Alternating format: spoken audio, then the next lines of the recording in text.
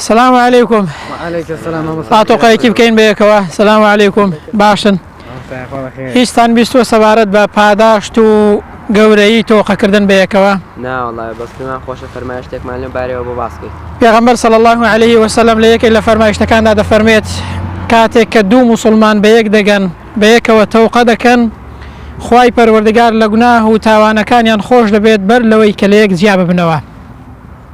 مجاهید دەفەرمێت کاتێک کە دوو موسڵمان بەیەک دەگەن بە ڕووێکی خۆشەوە بەیەکەوە زەردەخەنەیەک دەکەن ئەوە دەبێتە مایەی ڕەشبوونەوەی گوناه و تاوانەکانیان وەکو چۆن کە گەڵای دار لە دارەکەی بەردەبێتەوە ئاوا گوناه و تاوانیان لێ ڕەش دەبێتەوە و گوناهەکانیان لێ بەردەبێتەوە.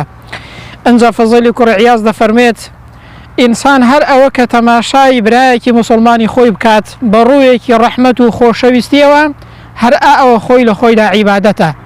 پێغەمبەر صلی الله عليه وسلم لە فەرمایشتێکی دیکەدا دەفەرمێت تەبەسسومک فی وجه ئەخیک صەدەقە. هەر تەنها ئەوە کە ئینسان بە ڕووی برایەکی موسڵماندا پێدەکەنێت دەفەرمێت ئەوە خێر و چاکەیە و سەدەقەیە بۆ ئینسان.